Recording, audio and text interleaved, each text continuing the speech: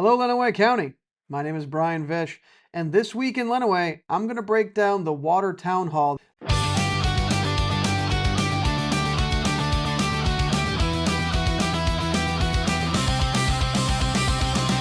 Accurate, dependable, and late breaking.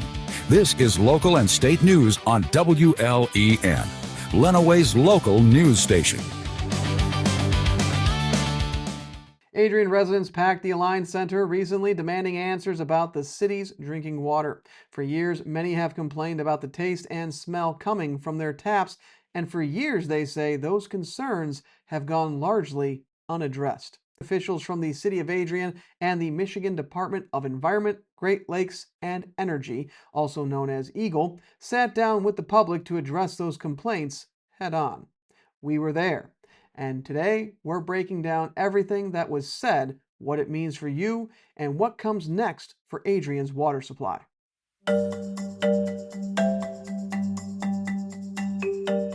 If you live in Adrian, you've likely noticed it. A musty, earthy smell or taste coming from your tap water. Residents at Tuesday's town hall described it as everything from a rotten smell to drinking a blended mushroom. And this is not a new issue. Community members say the problem has persisted for decades, some saying longer than 38 years. So where is it coming from? Officials say the culprit is algae growing in Lake Adrian, one of the city's two water sources. Certain species of algae can release compounds directly into the water. Those compounds are not considered harmful, but they are responsible for that distinct and unpleasant taste and odor residents have been reporting.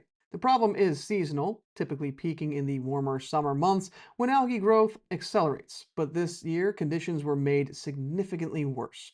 One of Adrian's water wells went offline and remained down for 5 to 6 weeks this past spring. That forced the city to pull a heavier share of its water supply from the lake right as algae levels were climbing. Officials acknowledge that contributed directly to the recent spikes in the complaints.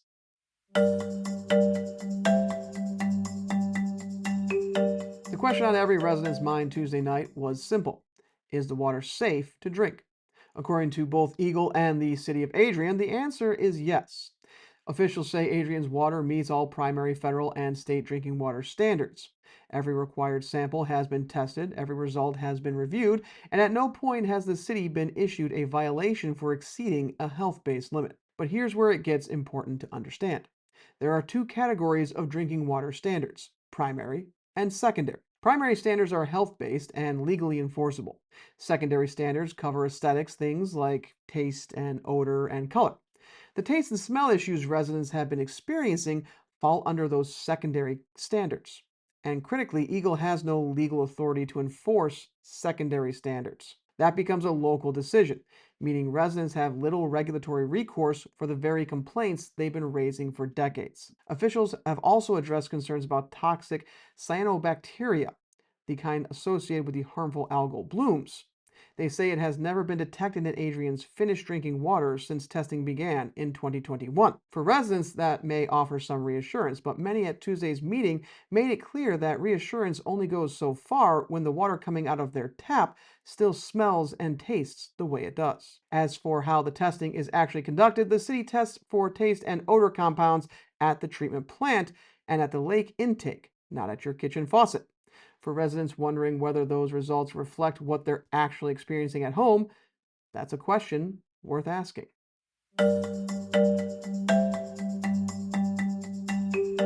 So what is the city actually doing about the issue?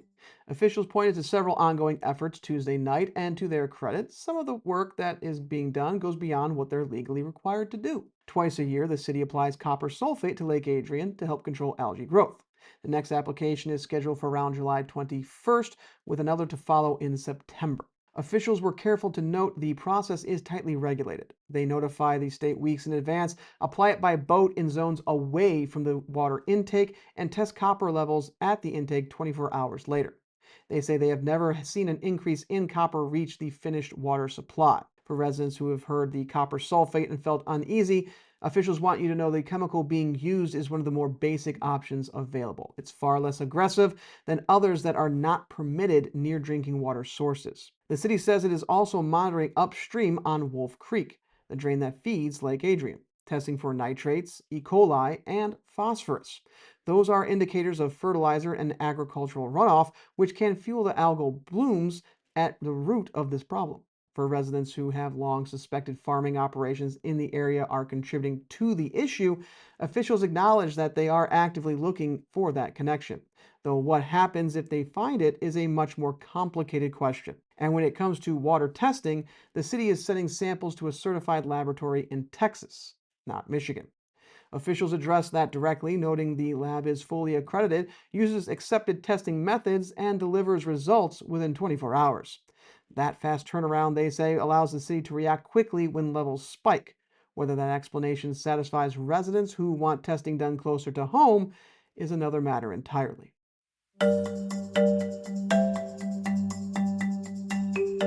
Here's where the conversation at Town Hall got real for a lot of residents. Because while officials can point to algae treatments and upstream monitoring, the uncomfortable truth is that Adrian's water treatment plant was never built to fix this problem. The facility received major upgrades in 2008, and according to officials, the plant was designed primarily to remove cloudiness from the water and provide disinfection, not to strip out the taste and odor compounds that have been making residents' water undrinkable for decades. They have some tools available to help reduce those compounds, but officials were candid. Those tools cannot consistently and reliably get the job done. A study conducted by engineering firm Tetra Tech back in 2019 laid out what it would actually take. Ozone treatment, one of the more effective options, was estimated at between $5 and $8 million. Officials were quick to note the cost. What was harder to hear was the acknowledgement that even after spending that kind of money, the system would still not remove everything. The biggest issue I see through this is that residents in that room have been drinking this water for decades. At some point, the conversation about what it costs has to take a back seat to the conversation about what people deserve. City officials say updated cost estimates are being sought from Tetra Tech and will be presented to the City Commission. This is a step, but residents deserve more than a step. They deserve a timeline, a commitment, and a plan. Meanwhile, the city's wells are running near capacity, producing roughly 2.4 to 2.5 million gallons of water per day, with little room for error. When one well went down this spring, there was no adequate backup. Clean, reliable drinking water is not a luxury. And in Adrian right now, that availability is an open question.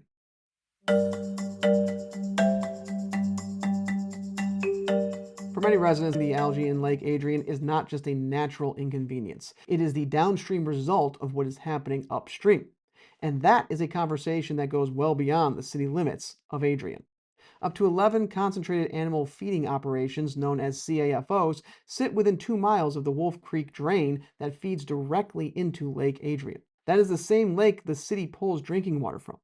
These large-scale agricultural operations produce significant amounts of liquid manure and waste. When that waste is not properly managed, phosphorus and nitrogen runoff into the watershed.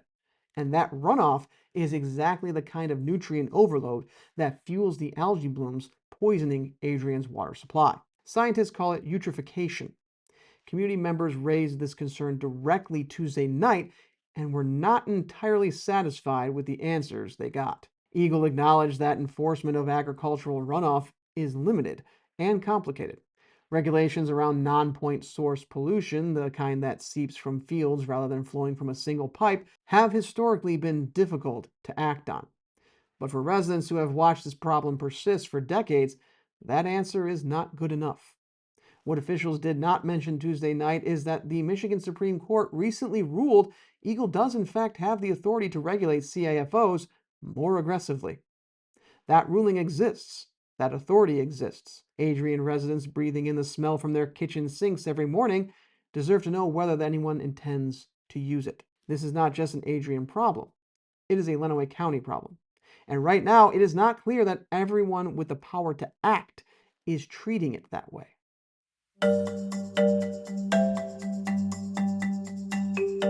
So if the fix is going to cost millions of dollars, the question every Adrian resident needs to be asking is, who is going to foot the bill? Tuesday night, officials were honest about that, even if the answer was not what anyone wanted to hear. In all likelihood, it falls on you, the ratepayers, meaning the residents of Adrian who are already paying for water they cannot comfortably drink. would bear the primary cost of any upgrades to the treatment plant. That is the financial reality of how municipal water infrastructure works. The system is funded by the people who use it, and in a community where residents made clear they are already stretching to get by, that is not a small thing to ask. Grant funding does exist, but it is fiercely competitive. Communities across Michigan and across the country are lining up for the same limited pool of money. However, as one resident put it, if you do nothing, you get nothing. Writing for grants takes staff, time, and commitment. The question is whether the city is prepared to fight for that money the way Adrian residents deserve to have someone fight for them. The most realistic financing pathway officials identified is the state revolving fund, essentially low-interest loans through the state of Michigan. Loans that, again, get paid back by the ratepayers. And at the federal level, the picture is not much better. Many federal infrastructure programs are designed with smaller communities in mind, populations under 10,000. Adrian sits above that threshold, which means the city could find itself competing against communities that get prioritized ahead of it simply because of how the programs are structured. That being said, residents in that room Tuesday night have been paying their water bills for decades, and they deserve infrastructure that works.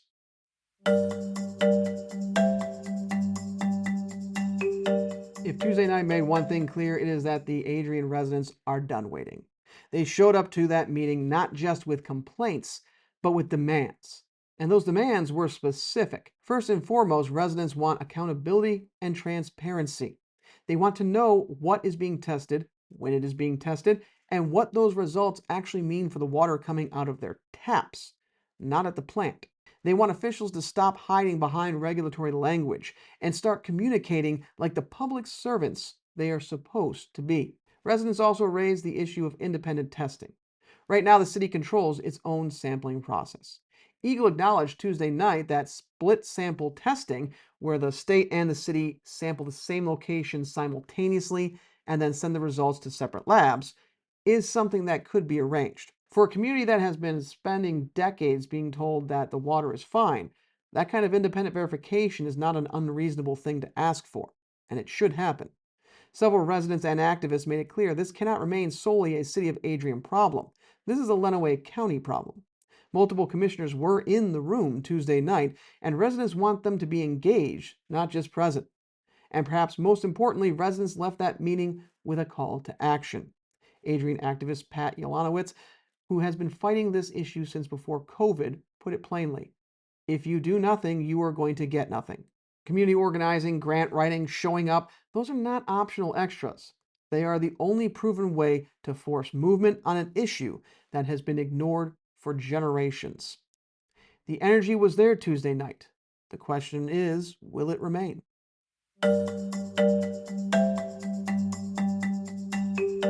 Adrian's water problem is not complicated. People have been paying for water they cannot drink for decades. Officials know it, the data confirms it. And a room full of residents made it very clear they are not going away. The fix exists, the authority exists, the funding pathways exist. What has been missing is urgency from the city, from the county, and from the state agencies whose job it is to protect the people of Michigan. WLEN and Lenawee TV will continue to follow this story. And if you have concerns about your water, contact the City of Adrian Utilities Department at 517-264-4825. If you believe your health has been affected, call the Michigan Department of Health and Human Services hotline at 800-648-6942. Available Monday through Friday. I'm Brian Vish for WLEN and Lenawee TV, Lenawee's local news station. Count on WLEN, Lenawee's local news station, to keep you informed with accurate and dependable information 24 hours a day.